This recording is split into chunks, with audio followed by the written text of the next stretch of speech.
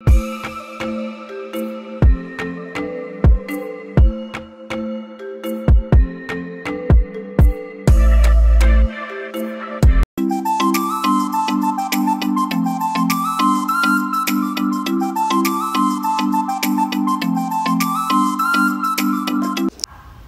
crew, tag along as we decide which cordless vacuum cleaner to go with.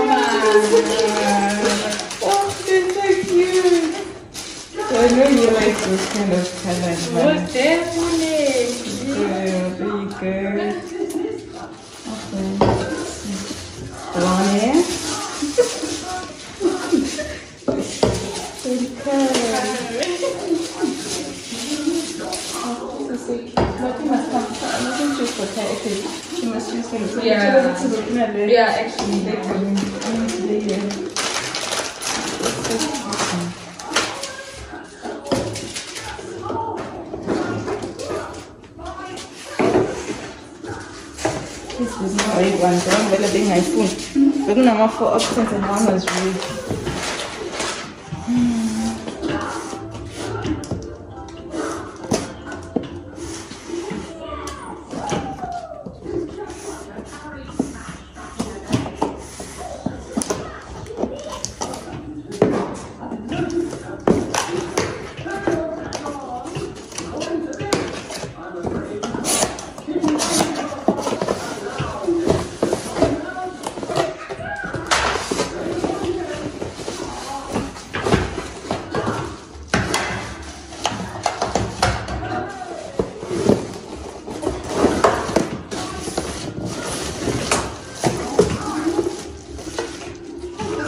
Cordless.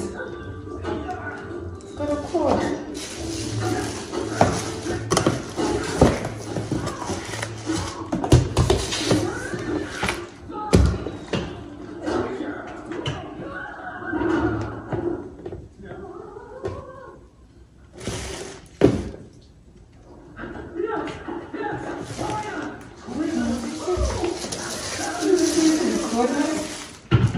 Okay, so this is the first one I got, and it read cordless then, and it still reads cordless now.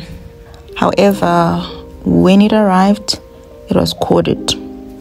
I returned this and stipulated that I was under the impression that I was buying a cordless vacuum as advertised, and they reassured me that they would deliver another one, the correct one this time, which will be cordless. Same brand, same everything, but cordless. I waited for about, I think, 3 working days, and another one was delivered. So they picked the wrong one up, and they delivered another one about 3 days after picking the other one up. And lo and behold, it was another corded one. So they picked up the corded one and delivered the exact same thing 3 days later, still corded, after reassuring me. And actually should attach the emails where I'm clarifying that I want a cordless one. It's advertised as cordless on the online or on Takealot. However, I got a corded one delivered, and I even screen grabbed the vacuum cleaner and sent it to them, or attached it to the email where I was clarifying the one I want versus the one I received.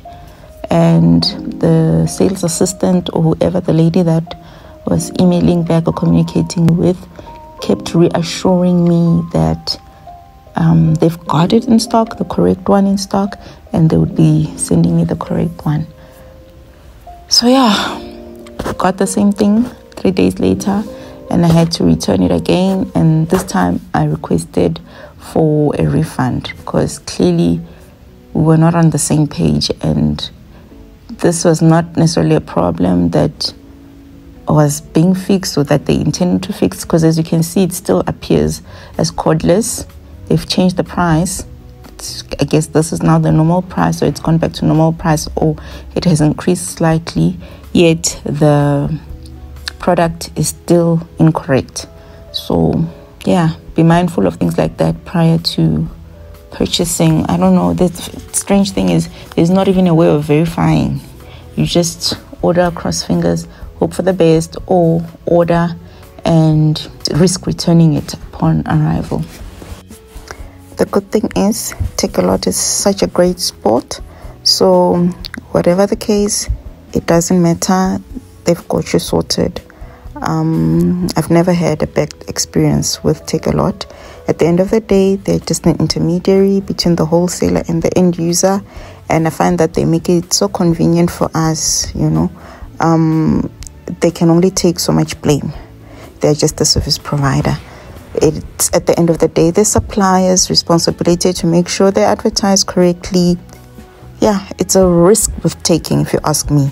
But yeah, just to review that specific vacuum cleaner, it's not the best, but I guess it works, especially if you want something for light daily use or something for a smaller place. It's a bit flimsy. It's not necessarily the steadiest vacuum out there, hence I guess the price. I should have actually wondered why it was so affordable. But yeah, that was that experience. Now for this bad boy. We were convinced by the very marked floor salesman at Macro to get it. Following the experience with the one that I had ordered online, I figured let me extend my research to physical stores and actually have a look at what's available in store. Physically experiment with them and, you know, obtain, I guess, expert advice on what's out there and what works. Also key to note that we are looking for a portable, therefore cordless vacuum for interim use until such time that we can afford to buy the likes of what do they call it again, Dyson. So I guess if you're looking for a long-term kind of solid and proper investment in a vacuum, a Dyson 12V or whatever is the way to go. But that retails at around 10, 11, 12 plus K. So yeah, it's not something I'm ready to splash so much money on at the moment. So yeah, here we are. The salesman was adamant that the suction power of both the Dyson and the Genesis are quite similar, so I would actually just be paying more for similar performance, which I doubt. Honestly, I'm yet to review the Dyson itself, but I doubt. From the reviews I've seen online and from other users or Dyson owners, look, I'll review it when I get it, but yeah, I believe it's far from it. Secondly, he managed to, in fact, what particularly sold us on this one was the fact that it's both wet and dry. The Dyson, as far as I know, is only a dry vacuum. Time-wise, they both last for around 30 to 40 minutes on a full charge. So, okay, that's compatible. Charge time as well, I think is similar, around 4 hours, if I'm not mistaken, which I also feel is quite a long time, considering how long it lasts on a charge. I mean, 4 hours for 40 minutes, I don't see the correspondence, but yeah, it is what it is. it still goes a long way, particularly for those who'd like to combat load shedding and continue cleaning regardless. I've already mentioned the wet and dry feature of the Genesis, which allows us to deep clean our carpets, mattresses, couches, which for us was a win.